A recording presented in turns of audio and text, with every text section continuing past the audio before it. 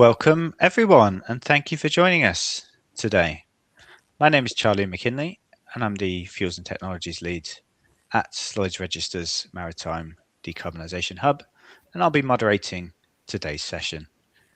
Now, those viewers who are joining us from Europe, I'm sure will be experiencing the heat wave this week. This is, again, another stark reminder that the global temperatures are rising. There is a need to reduce emissions, and shipping is in no way exempt from this. Shipping is responsible for around 3% of global greenhouse gas emissions. And unlike many sectors, this one is very hard to judge the way forward. The distances are long, the energy demands are enormous, and the assets last for decades. There's no easy story here. But the picture is changing. We have a regulatory framework taking shape. FuelEU Maritime is live, and the IMO is at a critical juncture in its discussions. On top of that, we're beginning to see real investment decisions. There are dual fuel vessels on order and on the water, and we're seeing the first commercial scale up of e-methanol and e-ammonia facilities coming online.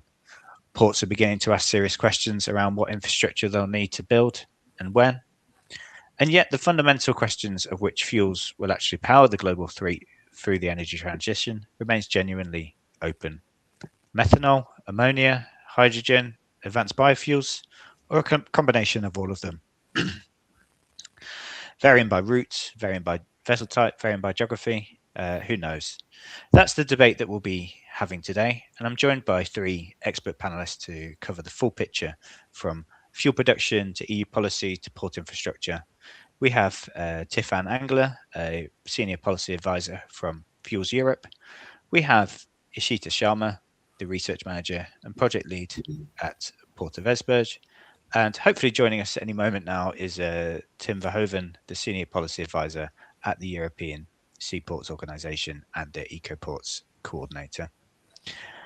We'll be taking questions from the audience throughout. Please do use the Q&A facilities. It'd be really nice to get some engagement from the audience and field as many of your questions as possible. There is also the option in the Q&A to upvote questions. So we'll try and get through as many of them as you can, but having that priority will really help. So let's get into this. So I'm going to start by phrasing this first question to everyone. I suppose the first question to answer around the future fuel debate is, how much of a debate is this? Are we likely to see one dominant fuel in the future, or do we see that it will likely be multi-fueled going first? I'll probably come to Tiffan. I'll come to you first. Thanks, Charlie, and good morning or good afternoon, good evening, everyone. Thanks for having me today. It's a pleasure to discuss with you. So I think to reply to that question, I mean, the debate has shifted from one winner solution to multiple solutions lately.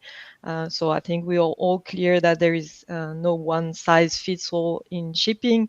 We have different ships, different routes, different operation. So for example, biofuels are available, affordable, and dropping, so we can blend them. They are compatible with existing engines. We also have now LNG that is available at scale, which is a big key transitional and I think a bridging fuel. Methanol as well is easier to handle. It's also a transition fuel, and we have hydrogen for short sea shipping, and ammonia can also be a solution, but could be difficult for example, for cruise or ships with passengers. So we'll have a broad picture, and I think different fuels will serve those different segments.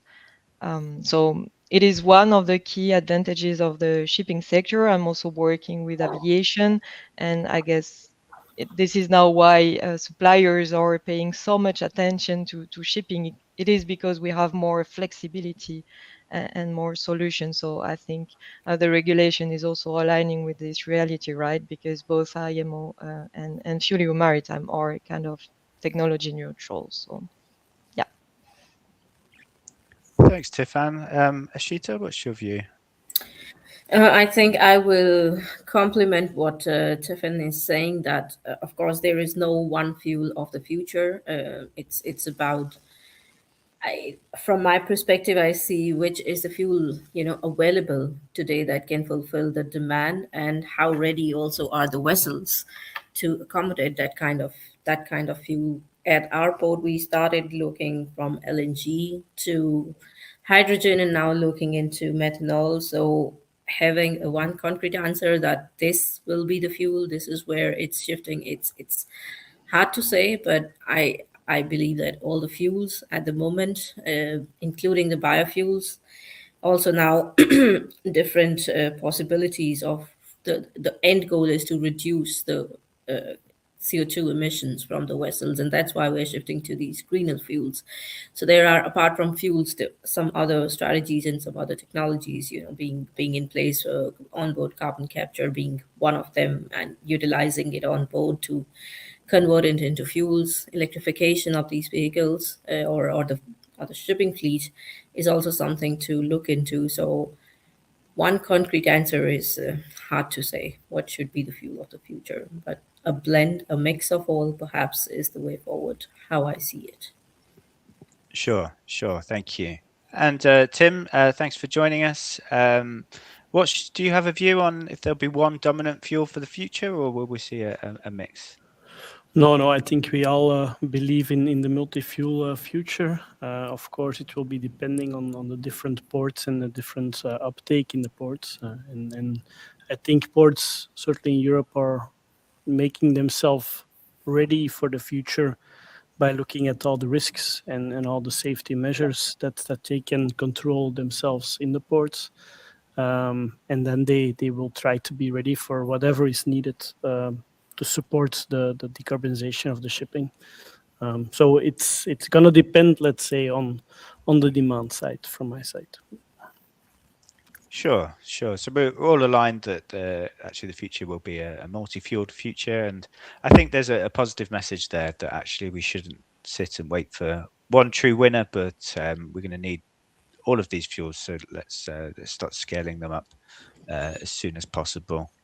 Tiffany, I know you've worked a lot with biofuel producers. How do you see biofuels in the long term? Do they have the scalability to have a large impact on the global fleet, or do we need more scalable solutions such as e-fuels?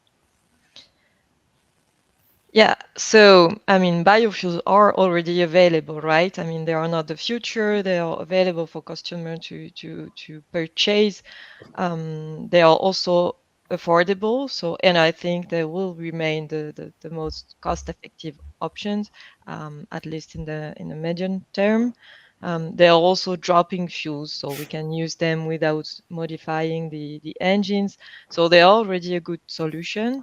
I think, of course, they cannot do everything alone, but at least they can kickstart the transition, and they can cover a large share of what we need. I think the biomass availability is often underestimated. Because there is biomass potential, right? I mean, biomass is a country competitive advantage. In some countries, there is more forestry residues. In others, we have energy crops or agricultural residues. So depending on the countries, there is biomass availability. And if we take the EU as an example, there are already multiple studies that confirm that there is sufficient advanced biomass potential in the EU to cover a large share of the combined demand of aviation, maritime, and road by 2050. And these studies are based on really credible sources.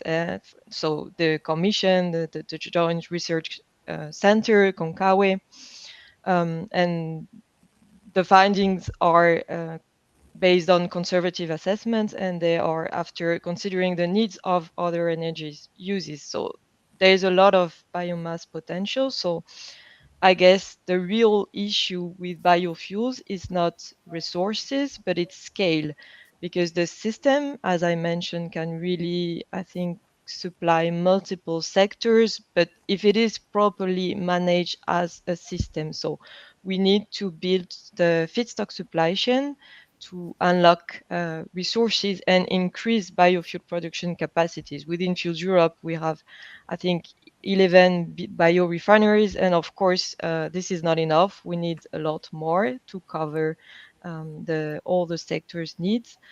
So we need to work on building those supply chains. So of course, refineries can be repurposed for biofuel production, but there will also be innovation in agricultural management and forestry management. So this is a work to be done with regard to biofuel.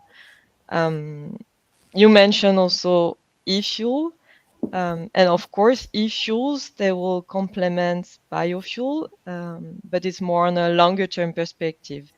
If we look again at the EU framework, I think we can all agree that the current legislation is a bit difficult to navigate to scale up e-fuels at the moment, because regulatory certainty is really key for investment. So we know that e-fuel will operate for more or less 20 to 25 years.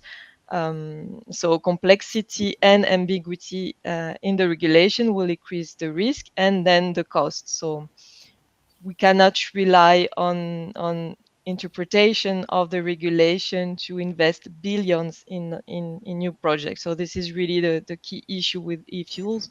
We need more precise rules to reward the risk in investing in electrolyzer, I think. So I will not develop here the issue we are facing with e-fuels. Otherwise, we'll be stuck here for a couple of hours. But yeah, of course, issue we complement at some point once we have precise rules.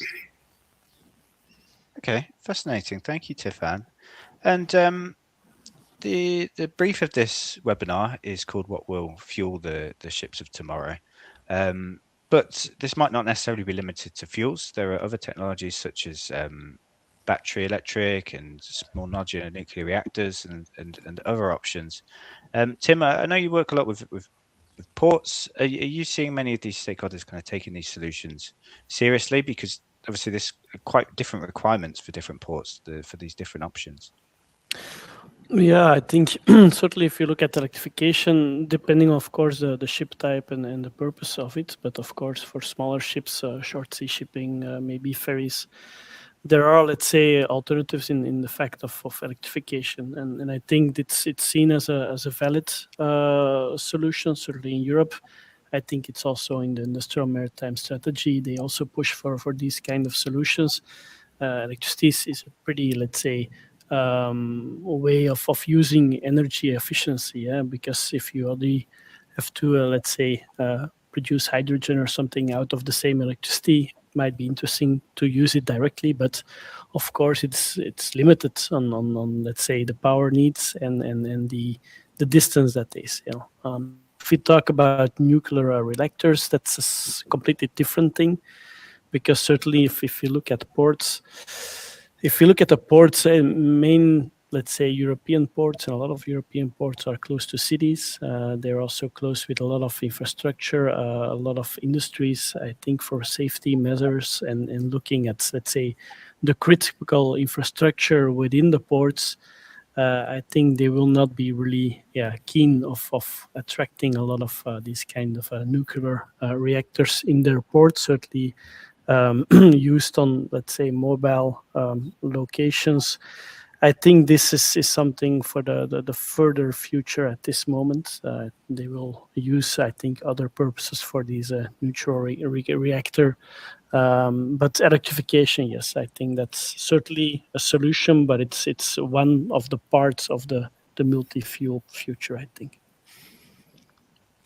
Sure, and Ishita, I'd love to hear your thoughts on this from obviously a port's perspective. I think of course, like Tim mentioned, the European ports are getting ready for this, but of course there are a lot of things to consider in here: the safety regulations, whether the the customers at the port that need the ship owners, they are ready for this. We are, of course, from our port preparing ourselves, but at the same time we see a lot of I would not call it a threat, but a kind of doubt from the locals and the citizens as well, whether it's safe for them, because port being situated right in the center of the town, how is it going to impact? So we need to integrate the societal component into it, which at some places it is being done and in some places it is missing. So apart from, this is one different thing that we surely need to look into, apart from what my co-panelists have already mentioned. So, yeah. Okay, thank you, Ashita. I'm monitoring the questions coming in here. We have a question here from Taskis Marketos.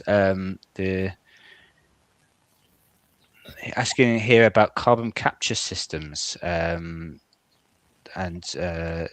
I know Ashita, you've looked into this a little bit, the carbon capture systems on board of vessels. Is this something you see as a credible solution, or perhaps a distraction from the fuels we need to focus on? I don't see onboard carbon capture and storage particularly as a distraction, but I also don't see it as a primary pathway to decarbonization. I think we are pretty early with this compared to the alternative fuels that are available today. But definitely it is going to play a major role going forward, but also considering it from a port perspective, I think. Because when we talk about onboard CCS, carbon capture and storage, it creates an entire new value chain that needs to be developed, right from captured carbon to where and how the offloading should be, monitoring the onboard captured carbon with the right temperature and pressure so it maintains its purity, so to say, and the specs that are needed. But of course, here the key question also remains that will onboard carbon capture be economically viable enough compared to the alternative fuels that are available? Because in the end, like I mentioned earlier, the entire goal is to decarbonize and reduce the emission. That said, at our port, we have developed the first CCS terminal that will go operational very soon. And that might, and we know for sure that there are several other ports working at the same possibility. So from onboard capturing to offloading to temporary storage, and then of course to the permanent storage. But yeah, it's still pretty naive. We need a bit more, upgradation of technologies, ship owners ready for them to have this onboard carbon capture technology on board and look into it. So my view is that it should remain open, and I'm supportive towards it, but also at the same time, I'm pretty confident that the green fuels, or switching to the green fuels, is a way better and faster solution, time being. Okay, that's interesting. So the CCS option is not just a case for the onboard technology; it's also the whole value chain, the storage in port, and the permanent storage. Yeah. That's fascinating. Thank you. We have another question in the chat here from Andreas Percy, and this is a question for everyone. And it says, would you say that having so many different fuel options is beneficial or not? One might say that it becomes a complicated task to cover the many different fuels available for all ports, with an aggregated problem of supply chain availability, economic competitiveness for fuel producers. Having multiple fuels might be good, but until a certain limit, ? Maybe Tiffany, I'll come to you first on that one. I think that's an interesting question. Of course, having different fuel has its limits, and I will maybe let Tim elaborate on the issue on infrastructures and ports. But from suppliers' perspective, of course, this is also an opportunity for suppliers to explore different options and better decide where and when to invest, explore different technologies and solution. And also, maybe we will discuss this in more details later on, but there are synergies across technologies and fuels. So, for example, within a refineries, we do not produce only one type of fuels, but we produce different kind of fuels. So this possibility of having different markets and different opportunities to find for those products is really key in scaling this fuel. So I think this is more an opportunity for shipping, as I mentioned, compared to aviation, for example, rather than a limit, but of course to a certain extent. Tim, would you agree with that? Yeah, of course. I think we cannot expect. I think in the future that all different fuels will be served in all the different European ports. That's not something that's happening right now either. They will not bunker everywhere in the ports. Maybe not always even in Europe. So it's something. It's a global market. So we will see how it evolves. As mentioned before, I think ports are trying to get ready to be able to do so. It's going to depend on what the market asks, and I think future will tell if they will have more clear winners, for example, in the technology side, as that we envision maybe right now, because in the end it will all come back to the price of these energies, and if it's too expensive to make it and produce it and supply it, it will not last, let's say, in the future. So that's something that we see at this moment, and that's already clear. But that doesn't mean that at this moment we don't have to open the possible options, for all the ports. Okay. And Ashita, from your perspective, is a multi-fuel a challenge or an opportunity? I think it's both a challenge and an opportunity at the same time. I can talk from Port Esbjerg's point of view, and also some other ports in the North Sea region that we have been talking into or trying to develop a bunkering network, so to say. And I'm talking 5 years behind, when we started looking into LNG bunkering and hydrogen bunkering at the same time, talking to suppliers, vendors, also the end users. So there is a lot of interest from our customers and also from the end users of these fuels. But at the same time, there is a risk. We were ready to invest into the infrastructure, but somehow it didn't go the way we thought, or we imagined it could go. So it's not just one fuel we have looked into. We have looked into LNG bunkering. We have looked into hydrogen. It's available today in the port. We have looked into methanol now, currently what we're looking into. We've also had pilot projects about ammonia. So at the end, at the completion of a pilot project or discussions and all, we still remain in a question mark, which is the right fuel to invest into, because investing into different fuels or having the infrastructure in place might be a bit risky. But at the same time, what we learned as well is that all kind of fuels or bunkering or for vessels kind of behave in the same way, apart from that we need some safety and regulatory permits and things in place. I mean, the infrastructure will more or less be similar, apart from a bit. So it's more about upgrading the existing infrastructure to a different fuel type. But so far, I don't think we have reached a conclusion. So it's both an opportunity and also a challenge. Okay, that makes sense.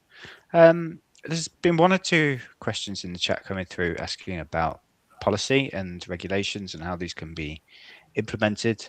I do think if we'd have had this conversation a year ago, the conversation probably would have been very different, probably talking about all things IMO net zero framework. Tim and Tiffan, I know you both work in the policy space. Is there still a way forward for this type of global regulation, or do you think we'll see more regional schemes such as Fuel EU?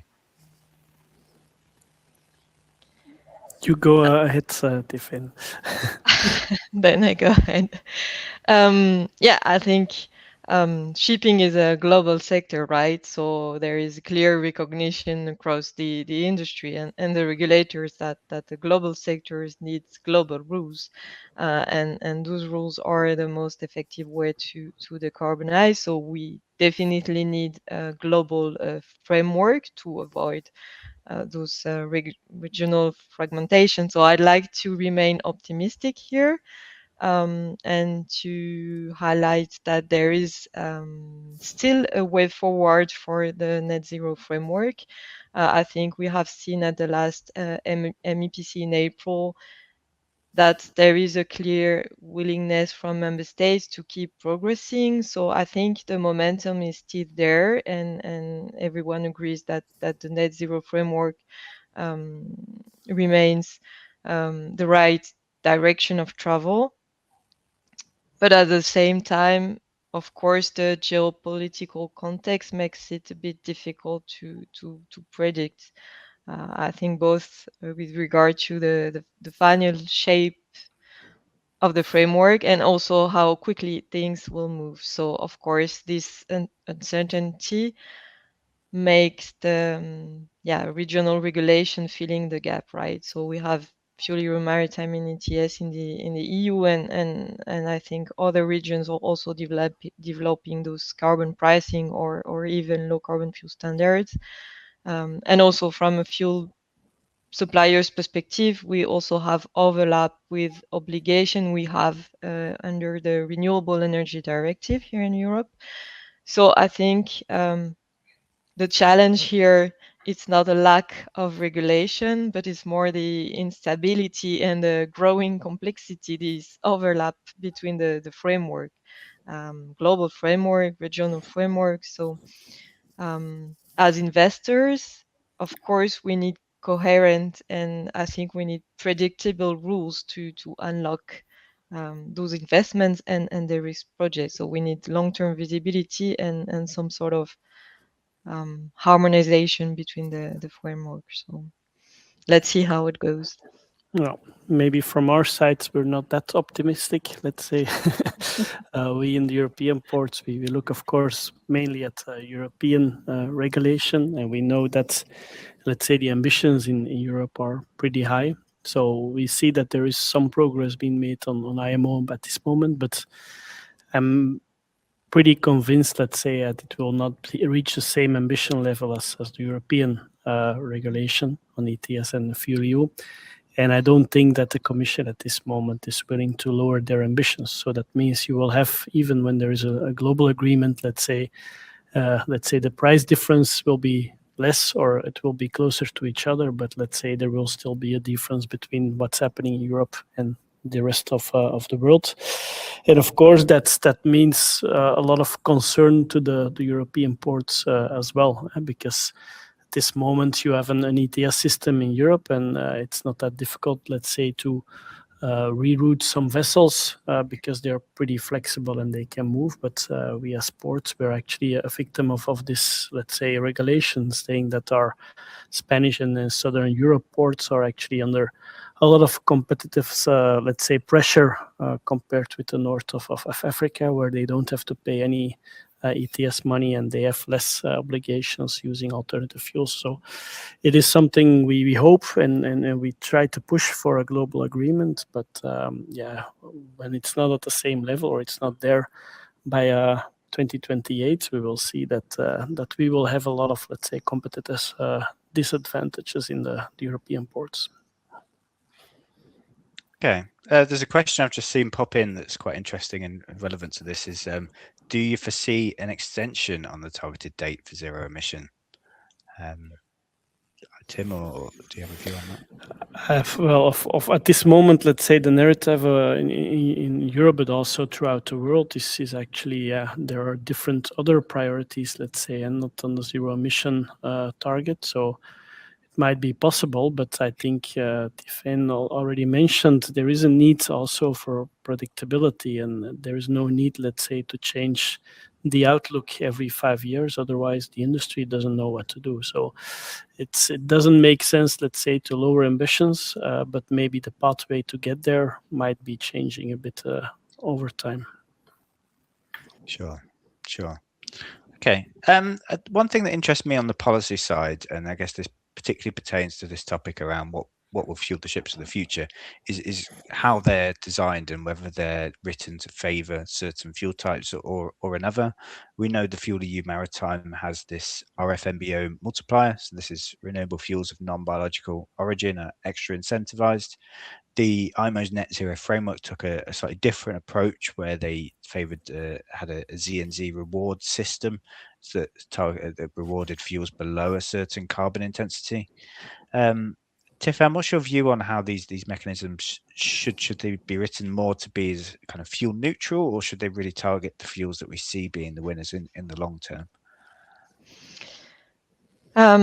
I think different instruments are taking different approaches. So you mentioned the multipliers in FuelEU or the rewards at IMO. We also have targets under the Renewable Energy Directive. So those incentives, rewards or multipliers, they can be helpful. I think to accelerate the development, but they will never be enough to unlock investment. We are talking about billion of investing in new facilities and new plants. So they will never replace the certainty I mentioned, that the regulatory coherence we need. This is for sure. I think when reducing emission is the objective, it is difficult to decide which fuel pathway we need to scale. Of course, we rely on science, but technologies, cost, availability are really evolving rapidly. So I think it's difficult to adopt a wait and see what is the best solution approach. We cannot afford those type of attitudes. And I think since all molecules will be needed to meet climate goals and the energy demand, technology neutrality should really remain the foundation of this. The priority is really scaling all solutions in parallel, so that we ensure security of supply, affordability, and scalability of the transition. And I think both FuelEU Maritime and the Net Zero framework also recognize this, because they are built around GHG intensity targets. So of course there are incentives, but they keep some sort of technology neutral approach. And I think we should stick to that. Okay, yeah, that makes sense. And then Tim, I know Espoo work with over 60 ports across Europe. Are there any kind of coordination mechanisms that make sure actually all these ports are operating in a joined up way? Well, I think we represent more as 60, so that's a good thing, but it's not about the numbers. But there is certainly a coordinated way. It's more on a voluntary basis. We have, let's say, a committee under the International Association of Ports and Harbors, which is not a European thing, but it's still a lot of European ports in it. They look at safety measures, so that means look at risk assessments within ports, but also looking at bunker procedures and how to bunker, for example, during operations of loading and unloading ships. And the idea is, of course, to develop that on let's say, a general approach that's applicable in different ports. So that means that ships, they don't encounter different regulations in every port. So this is something that the ports have taken up on their shoulders, because they believe that's their role and that's what they can do to be future-proof. And I think, yeah, we have seen that it's helped us develop LNG throughout the European ports, and it will help us, let's say, also cope with the new fuels.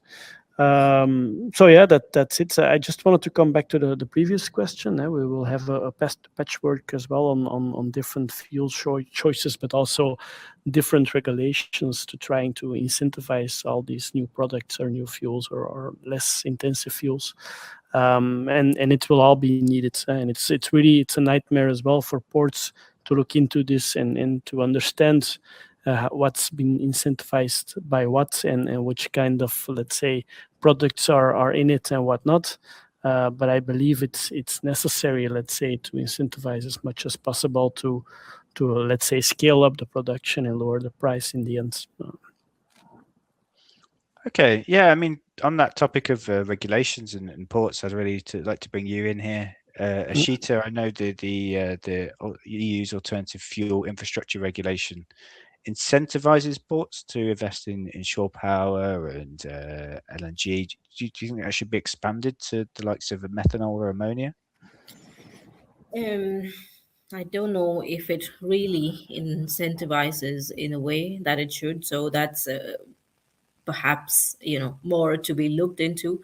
But should it be extended to methanol or ammonia bunkering again? I mentioned it previously. It's still a question because ports certainly need regulatory certainty to justify the investments, which we are struggling. We don't know ourselves which way to go and which way to follow. But a phased approach here may be better. Is that immediate mandatory deployment everywhere? So whether it's being deployed or not, and then the focus should first be on safety standards, permitting frameworks, and interoperability. So whichsoever fuel, I would say lead the race here or win the race here. For the first, we are ready to accommodate that. And we are looking into, at the moment, we looked into the ammonia bunkering options. That was not feasible, at least in the region where we are situated at the moment. And then I say it goes hand in hand, kind of a hen and a chicken story, whether the ship owners and the vessels are ready to pay the price what it takes to bunker these kind of fuels, and where is the demand that develops. We are all ready to go in tomorrow, with the investments and expanding it to ammonia or to methanol, given that we have these policy frameworks in place, we have certainty, and we know the safety standards and the permitting processes. So it's a bit realistic to say that yes, it is, the ports are expanding in this horizon, but at the same time there is a risk on the investment if we don't get out the return on the investment. So the market is too, I would not call it immature, but not ready to fulfill the demand.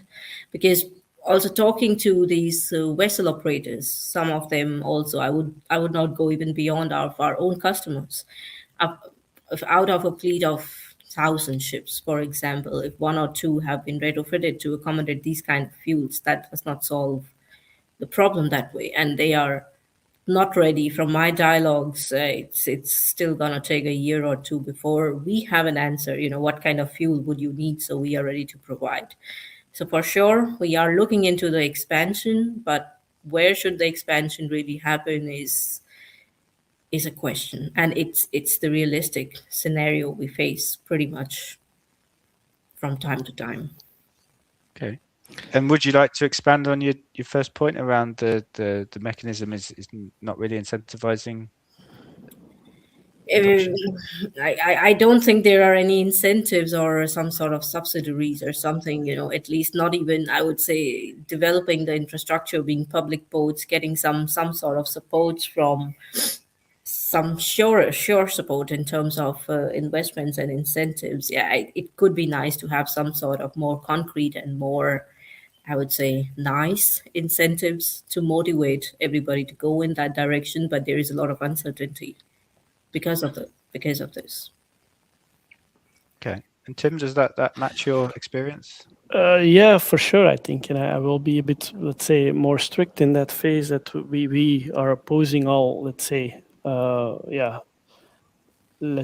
the regulations or obligations to put in infrastructure in ports, because we don't see it as a means to the end. As mentioned, you will have need for investments, or it has to come from the private sector who's not willing, let's say, to take a lot of risk, or The other way around is funding, and funding coming, for example, from Europe.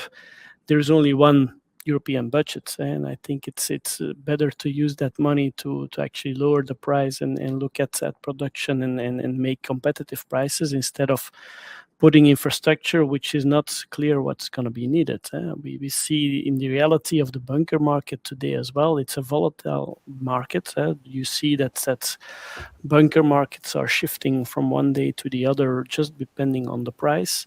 If you look at infrastructure at this moment, what is needed to provide fuel to the ships, it's bunker ships, and they are actually available. You have ships already, let's say, replacing or having cargo as ammonia or methanol. So they're in place, but there is no offtake at this moment. So you cannot expect that every port has 4 bunker vessels for different, let's say, fuels waiting there for maybe one day. There is going to be a need of this fuel. So it doesn't make sense to put in mandates for certainly on ports to provide and have all this infrastructure, because if it's needed tomorrow, you see in the markets, if you need fuel in Antwerp tomorrow, they can bring it from Rotterdam. It's being supplied by other ports as well. So it's going to be, let's say, a market thing. You will see that ports will try to let's say, enable all these activities and private companies acting into their ports. Why? Because the competitive advantage towards other ports, but they cannot do more on that. They just cannot, let's say, carry that load either. So I think that's more about the European ports perspective at this moment. Okay, so it seems like there's a kind of few links in the chain we've discussed there. There's obviously the bunkering infrastructure, there's the vessels we need, there's the fuel production, and then obviously there's as Sheeta mentioned, the ship owners having to sign the offtake agreements. It's just, again, it almost feels like a bit of a chicken and egg. Like which of these processes do we need to see first to help unlock the whole value chain?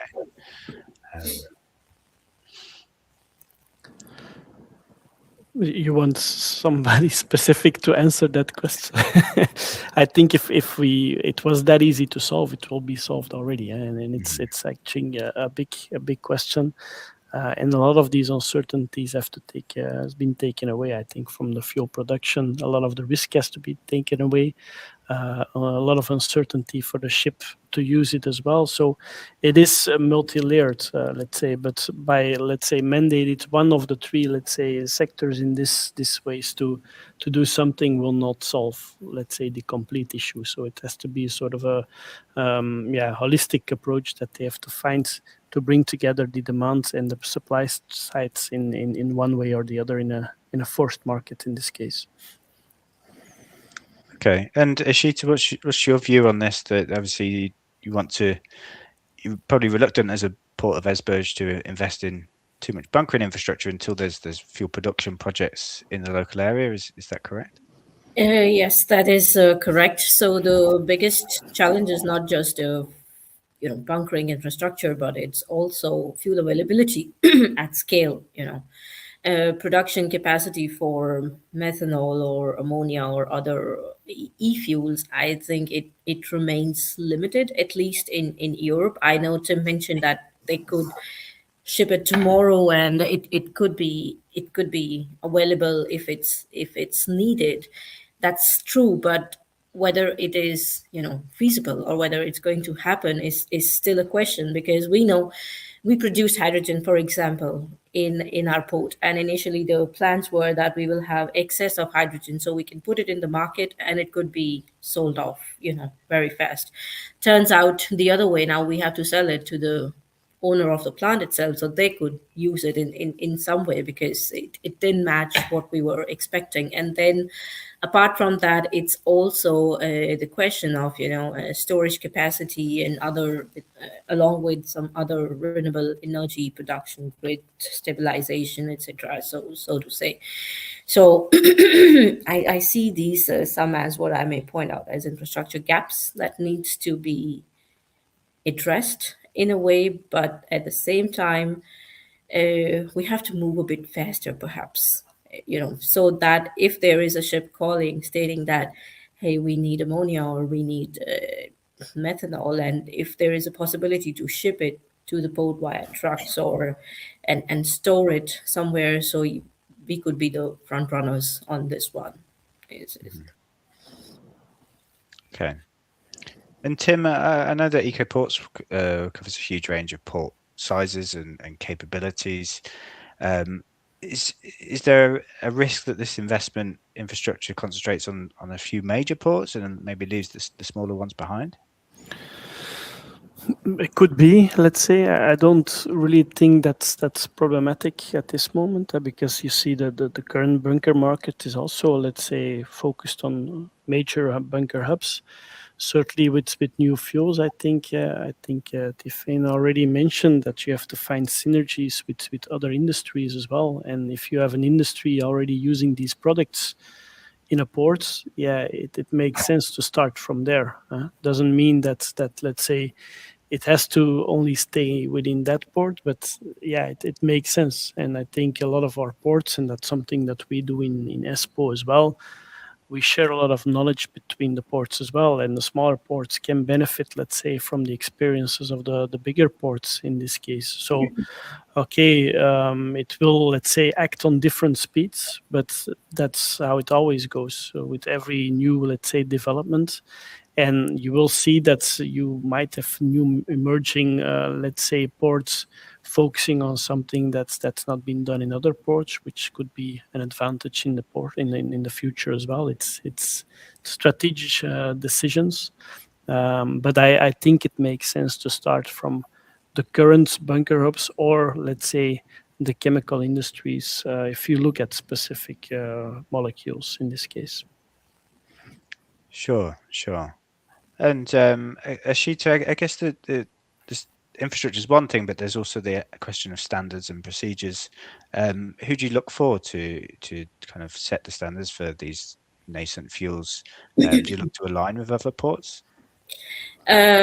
We have to align with other ports, and of course we look into, but standards are generally set up by IMO, or now we have this EU ETS and other flag states and national authorities, I would say. So it's hard for ports to create their own unique required legal requirements, if I may say so, or in this I call the fragmented market. So the regional alignment is essential, particularly in the North Sea region for sure, but then the regional alignment follows the European alignment, particularly in this region. So this is where we do. And yes, we do align with the other ports, because we alone cannot run the show. And I would just also, getting back to your previous question about the bigger ports and the smaller ports, it's kind of creates an opportunities for the smaller ports, to align together, learn from each other, and support each other in this particular bunker market. In my perspective, I would say, from my research perspective, maybe I could be wrong, but this is just my thought, that the bigger ports already have operations and things settled very standard in place, and there is a scarcity of space when it comes to ports. However, the smaller ports have the possibility of setting an alignment, talking to each other, and making things work way faster when it comes to green fuel production, supply, storage, etc. The operations are limited. It's recognizable. The patterns, things could be moved around without a lot of disturbance in here. So certainly we need to follow the standards, align with the ports of same size, scale, and character. And I see this a way forward to speed this up and to make this happen. I don't know how much Tim agrees to this, but this is just, sitting in the chair of running and looking at operations from a small scale, medium scale port perspective compared to bigger ports like Rotterdam or Antwerp, where things could be delayed already, waiting times and congestion and all those heavy traffic. I think if there is small port alignment, it might work. Yeah, I think I can agree, Shita, for sure, because an example is also Marseille, for example. They still have a lot of, let's say, spare room, and it's easy for them, let's say, or easier, let's say, to attract new businesses, new industries as well. So space is certainly, restraining fact in a lot of ports throughout Europe, and we will see that it's the energy transition is not replacing one industry by the other. It's just like developing next to each other at this moment. So you will need a lot of space, a lot of energy, a lot of new developments, which is not always easy in full equipped and heavy, let's say, used ports. So there might be some, let's say, possibilities to create new business in other parts of Europe for sure. Okay, fascinating. We spoke a little bit at the start about the choice of fuels. We've spoken a lot about policy and the infrastructure that these ports need. But I guess the one key issue that still remains outstanding is the cost gap between the price of some of these alternative fuels and the conventional fuels at the moment. I'd probably like to hear everyone's thoughts coming to you first, Stefan, around actually how do we begin to bridge this cost gap? Is it just a matter of policy, or is there a role that the voluntary market can play? Do we see technical innovation helping to drive the price down? I think there's one point I really would like to highlight, because it is missing in the narrative today, both in stakeholders discussion and also from regulators' point of view, is really the synergies across sectors in industry, as also Tim was mentioning earlier, because I think there is a lack of understanding on how our industry truly operates. So at least for biofuels or e-fuel, fuel production is an integrated system, right? I mean, refineries are multi-fuel producers, so all end uses are interconnected. So in our facilities, we produce, for example, LPG for heating, we produce naphtha for chemicals, gasoline for roads, kerosene, jet fuel, diesel, gas oil, but also HFO, MGO. We produce all those type of fuels at the same facility. So and on top of that, every fuel production process also generates co-products. So it means that fuels come with siblings. So for example, biodiesel process produce renewable naphtha and gasoline, and also middle distillate for aviation and maritime.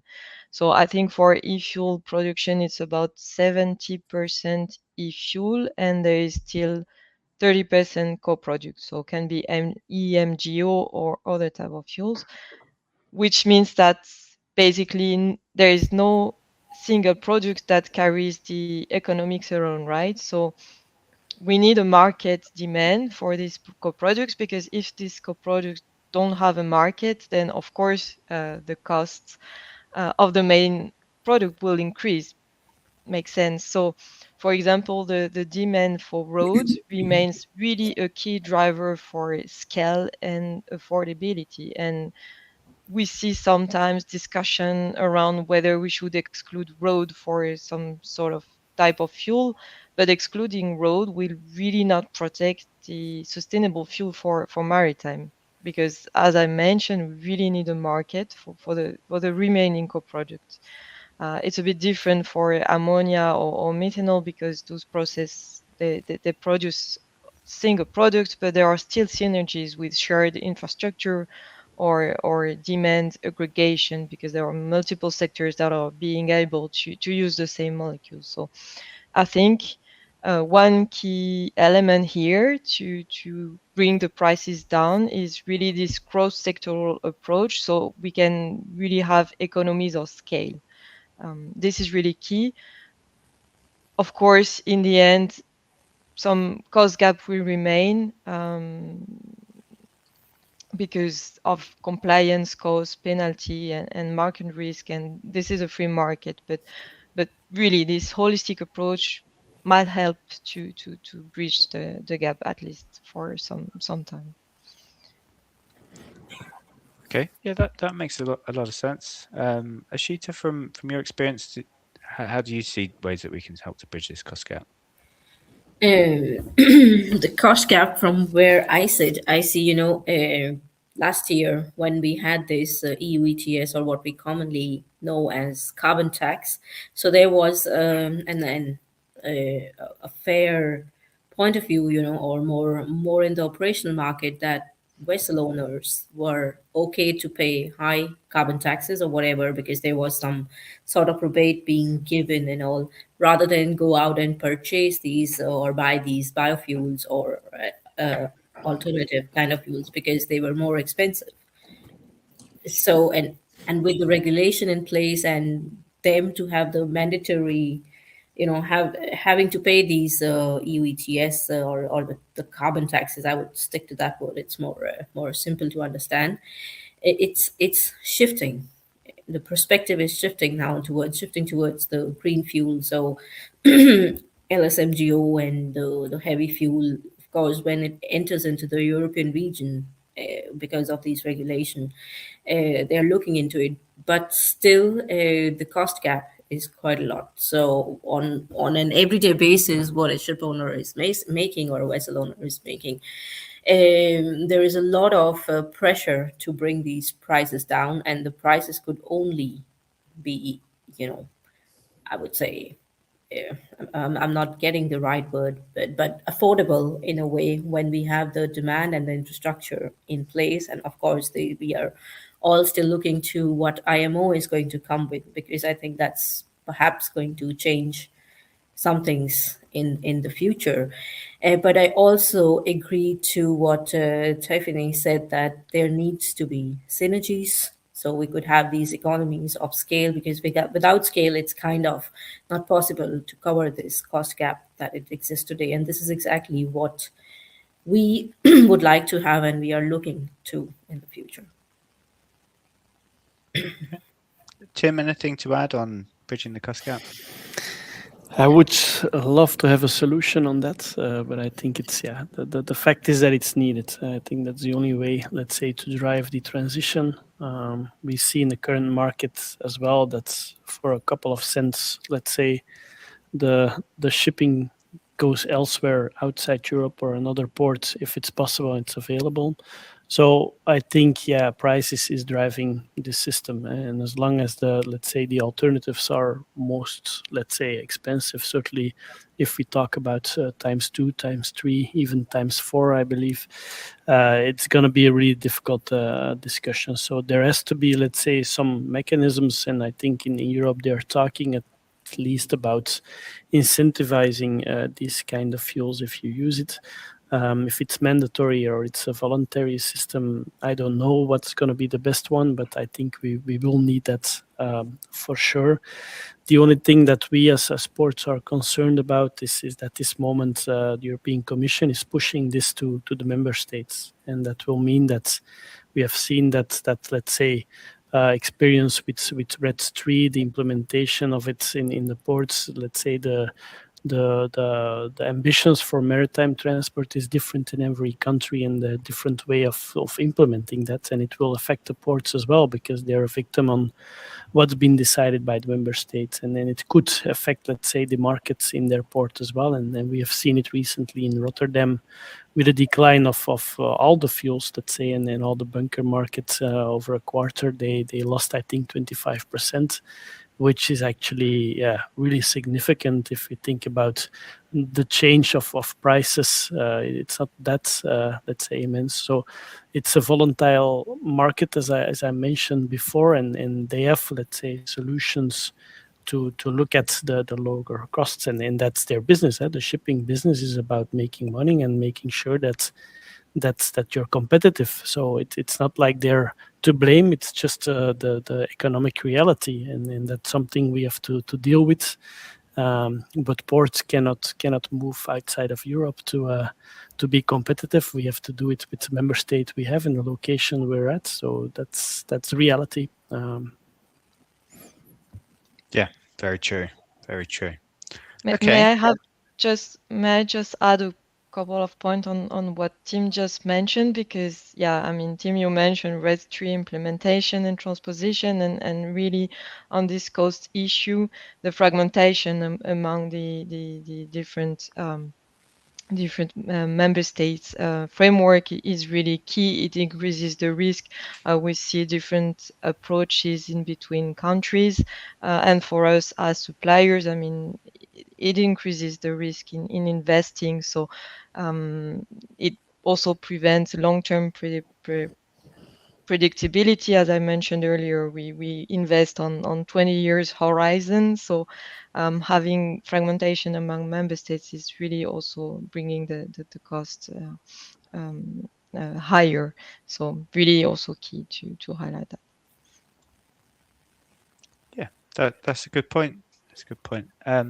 Okay, let's turn now to some of the questions from the audience. I'd encourage viewers to please do continue writing messages into the chat, and don't forget to upvote the ones that you really would like the answer to. But yeah, I'm just going to go through some of these here. So Mohammed Sadiq asks, how can ports use AIS-based demand profiles and digital twins to decide whether shore power, battery charging, or alternative fuels are the best option for short sea shipping corridors?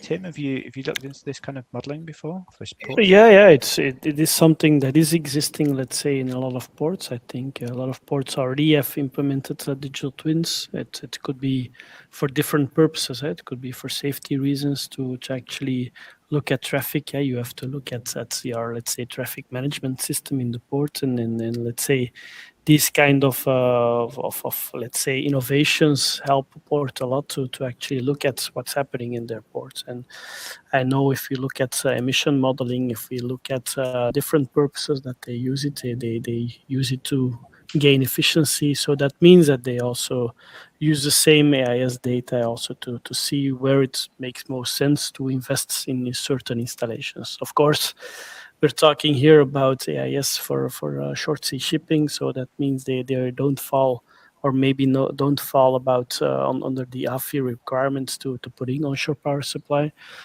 So it's not only about where does it make most sense and you lower the most of the emissions. It's also about agreements throughout the different sectors and aligning with each other of what's needed and who's gonna pay for what. And that's something that cannot be solved with technology, I believe. Sure, that makes sense. That makes sense. Okay, Simone Vitsum asks, with reference to new fuels, do you think that methanol will be more widely used as a fuel than lesser issues? Needs lesser starting fuels for ignition than ammonia fuels? Okay, I don't know if any of the panelists have any view on that, the amount of pilot fuel needed for methanol versus ammonia? Yeah, I can answer that one. I certainly agree. So far, based on all the different fuels, methanol is easily available and a lot easy to handle compared to the other kind of fuels, especially ammonia being hazardous, and we have to look into all these safety handling procedures compared to hydrogen, which is more combustible. So we do see, I mean, we are preparing ourselves to have methanol bunkering or methanol as a more widely used fuel. And also with the CCUS thing, the carbon capture and storage in place, it's easy to convert the captured carbon, have this demonstration or pilot projects where it could be used, converted into methanol, and then methanol could be used as a maritime fuel. So from my perspective, yes, compared to both, methanol has a more wider use compared to the other fuels. Okay. Yeah, I'd just add to that, because I agree with Ashita's point that the handling of methanol is easier than some of these other fuels. But Simone's question here seems to look at be referencing pilot fuel, and I think actually you do still need pilot fuel to burn methanol. It's not immune from it. Yeah. I think, and the initial data I've seen coming out shows that maybe that's a similar level for ammonia engines than a methanol. But yeah, as you say, some interesting. There's lots of other challenges with ammonia.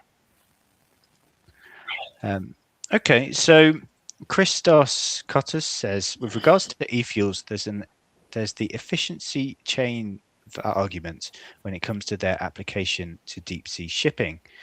With a well-to-wake efficiency of e-methanol or e-ammonia, the ship engine in the range of 20 to 30%. It appears as a waste of electricity compared to batteries driving road transport.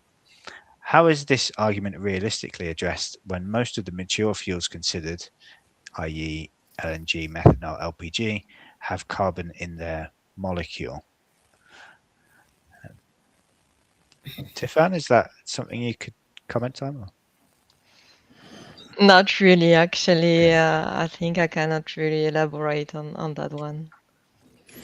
I would like to come in on that. I think I'm not a technical expert, of course, but if we talk about all different solutions and only for shipping, if we look at electrification in ports and different, let's say, use cases for hydrogen and other fuels, it is something that's sometimes lost in the discussion because we see innovation using hydrogen, for example, for in internal combustion engines somewhere in a port where we see that it's been converted from energy and to make energy again or electricity again. So you lose a lot of the content and the energy content of that let's say energy. So it is it makes sense, let's say, to look at it from what's needed and what's the best, let's say, solution to actually bring it on the market. But it's sometimes it's really difficult, not being a technical expert, to see how the different solutions and proposals that we see.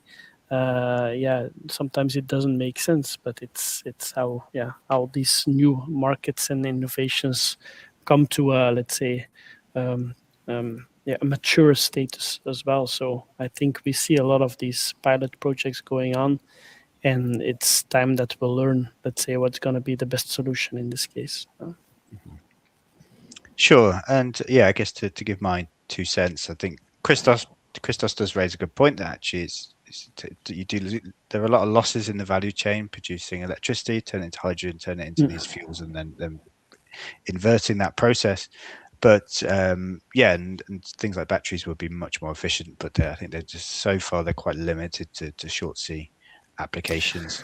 But it's also about, let's say, who's paying for what. If we talk about batteries and let's say all the infrastructure on board of the ship, that the ship is way more expensive to build and to actually be supplied to the owner. Sometimes it's easier to put that burden, let's say, on the shore sites, investing in a lot of, let's say, maybe not efficient equipment to give energy to a ship instead of doing things on board of your own ship. And then it always comes back on who's willing to pay for a lot of these transitional solutions in the end as well. Yeah, that's a good point. Yeah, that with batteries, a lot of the cost is front loaded in the high capex, and then maybe you have lower operating costs, but that's quite different from how ships tend to operate at the moment. I suppose you could make the same argument for nuclear as well, right? Okay, more questions coming in. So this one is from Chris 2. With recent news of successful trials of both 100% and blending of ethanol and the recognition of Brazilian intermediate crop ethanol CI, what future does this fuel have in the mix? What is the likelihood that it can be a serious addition?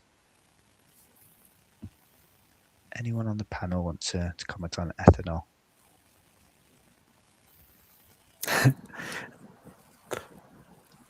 Well, I think for us, we're not favoring any energies.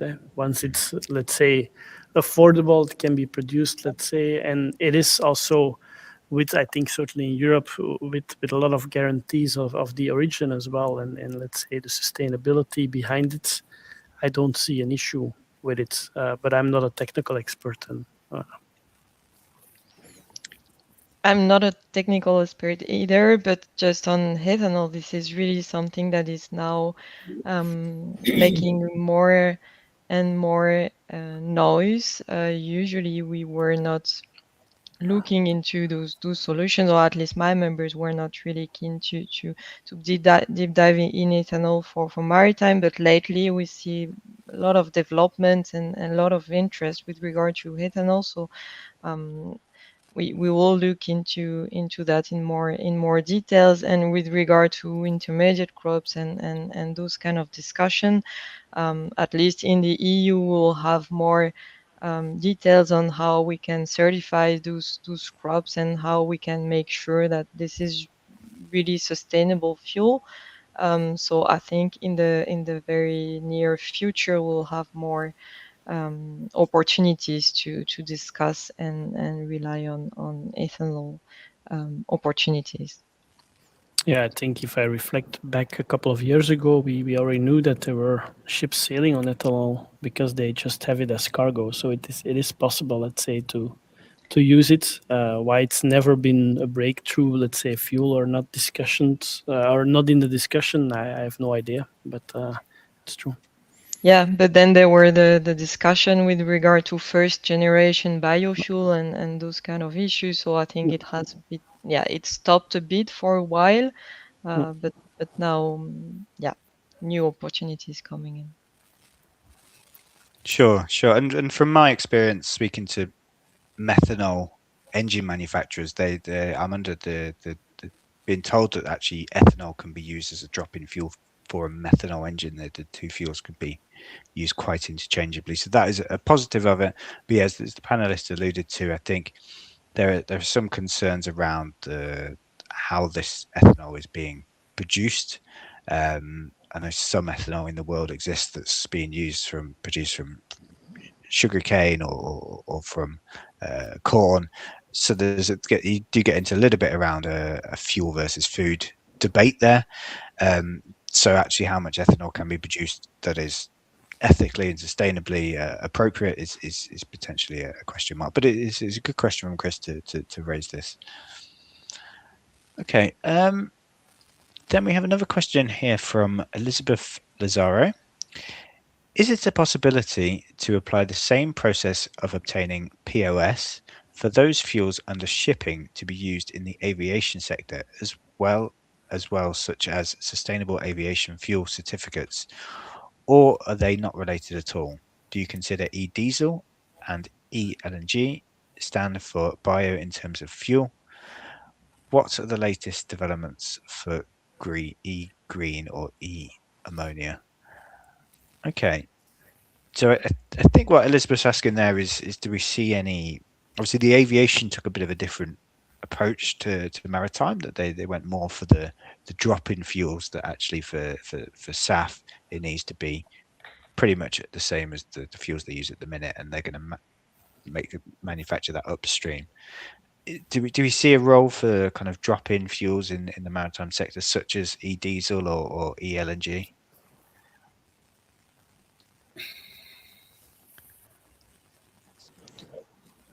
I think we do, obviously, but it all depends on the cost, right? I mean, I think e-diesel might be a bit more expensive than other solutions. So, but of course, it also depends on the engines and what would the ships will sail on. So e-diesel will also be easy to implement.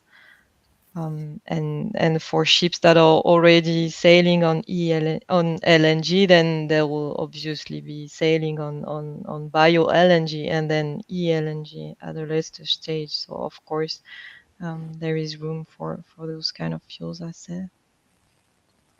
Sure, and I imagine on a ports basis, this is would be more desirable, right? Because it's in terms of the handling, it doesn't change much. Yeah, in one hand, yes, that's true. Of course, it's a bit, I understand. I think there is, let's say, some issues or some questions we had with the availability of these fuels.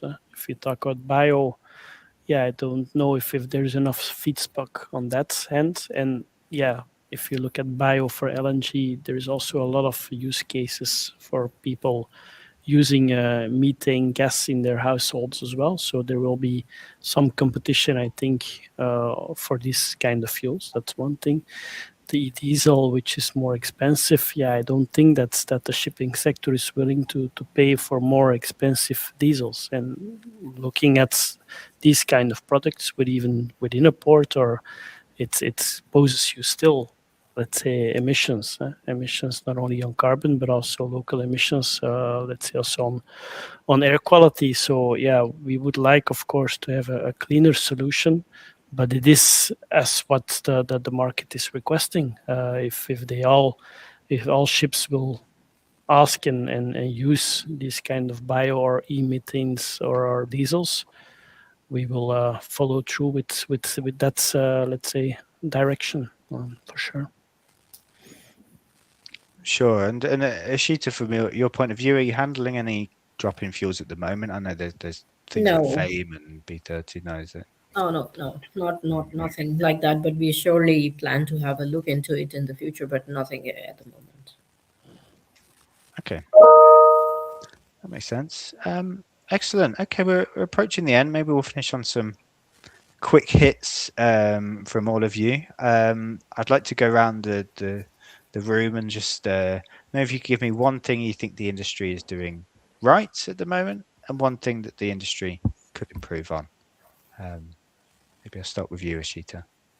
Well, I think the industry is doing certainly right, setting its focus towards global warming and climate control, and then coming up with the alternatives. Of course, whether it's what fuel of the future, but everybody is taking steps to move towards the common goal that it is, and everybody is as ambitious as they could be in working towards it. And we do see the progress that is being made towards the ultimate decarbonization of shipping, so to say, and fuels are helping to fuel this move forward.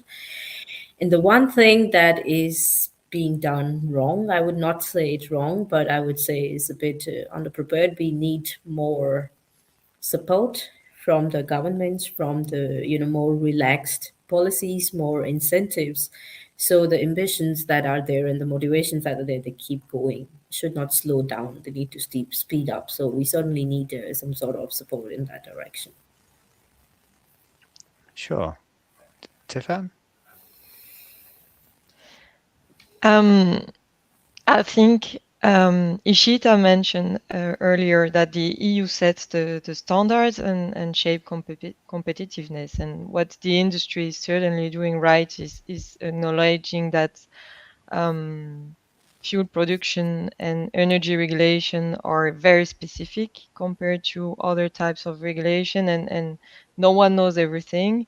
And we are all learning at the same time. So we are trying to move forward. And I think our job as an industry is to ensure that regulators are aware of market realities and also the other way around. There can be mistakes, of course. We are ready to take some risk, but of course, not at any cost. But at least this is a collective effort. So this is what we are doing right, I think, at the moment. But on the other hand, there is also this current narrative on competition between sectors for feedstock and molecule, and this is an issue, and I think it does not help to move forward. Of course, I understand that the ship owners' concern is fuel scarcity and prices as well, while as suppliers, our concern is how we can de-risk investment. So I think, will there be enough fuel is the wrong question we should answer as an industry, but are we building the system smart enough will be the real question. So the issue is more scalability, and I think we need this new dialogue and maybe a bit more collaboration across the industry. Okay, thanks, Tiffany. And Tim?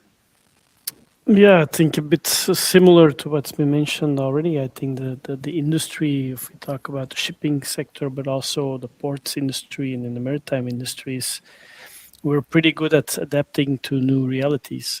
We have a lot of crises over the last years, and in the end, we seem to handle a lot of these issues altogether. So if it's needed, I think we can, let's say, handle a lot of emergencies. So it's something that we're doing, I think, right. But on the other way around, we cannot ignore the fact, and it might not be a popular, let's say, statement, but yeah, the energy transition and new fuels, they will be costly, and somebody has to pay that price. And by just shifting, let's say, the invoice to other parties, I think that's not going to help. And I think everybody will have to, let's say, pay a certain part of that price. Otherwise, it will never be feasible to reach a target.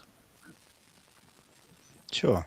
Okay. Thanks, Tim. Another quick hit for everyone. If you could have a message for anyone listening, be it if they work for a port or a ship owner or a regulator, what's one thing you would like them to do differently Monday morning? Ashita, any views on that?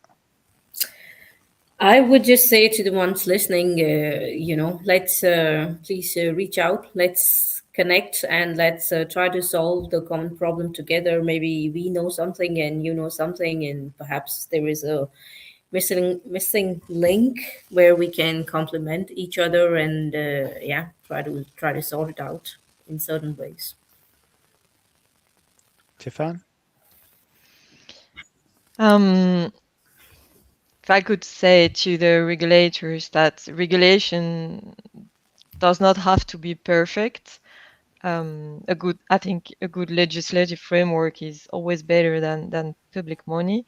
But uncertainty in regulation is really our biggest issue, because business case won't fly without certainty. It is a prerequisite to stimulate our investment. So we need stability, simplification, some sort of flexibility, but we cannot afford a complete change of rules every 2 years. So we need coherence and harmonization as well at global and regional level. So I think the momentum is there and the elements are already on the table, but we need to fill in the gap.